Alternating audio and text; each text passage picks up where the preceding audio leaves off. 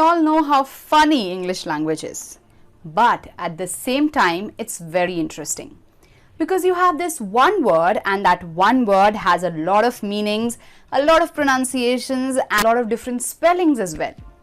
So in this video, we are going to take this one word which is very simple, but of course it has 5 to 6 meanings. Yes.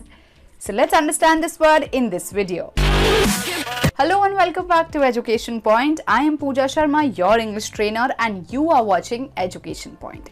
So as I said that in this video, we'll be taking this one word which is having around 5 to 6 meanings, and this is a very simple word.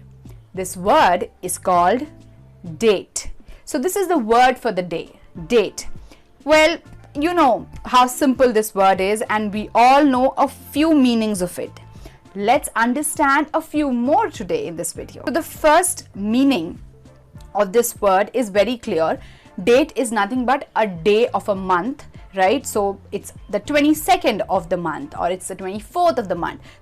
So that number is basically the date, right? So that is a very simple meaning which we all know, right? Second is the date word which we normally use for a romantic date or a romantic appointment or a romantic meeting.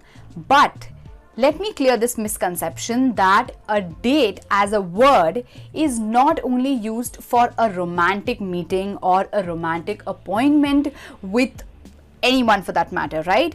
But instead, this can also be a social meeting, like a meeting with your friends or family or maybe your office colleagues. So that meeting can also be said as a date, right? So that is a date. I have a date today, which means that date can be romantic or at the same time can be a social, casual, simple date, right? So it's just meeting of 2 or more people, and that is nothing but a date. Now the third meaning of this word date is also the person with whom you're going on a date or whom you're going to meet. So that person can also be said or termed as a date. The fourth meaning of date is also used as a verb, right? So this meaning is nothing but to date the document or to mark the date. So you can also use the word date as a verb, right? So you can say sentences like, can you please date this document, which means can you please mark the date on this document. So that is nothing but the meaning of date in the verb format. Next meaning of date is called being old-fashioned or something which is very out of style. So that is nothing but date.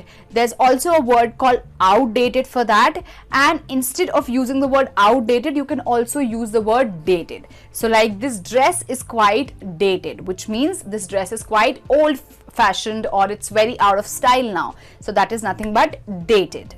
Another date is also the fruit that we have, the dark oval shaped fruit that we have, the dry fruit that we have, that is also called as a date. So this is very much common and I'm sure a lot of you must be knowing about this. Okay, another meaning of date is also something to term which originates from a very older time, right? So where if it has been existing since a long time, so you say it is dated or it has been date.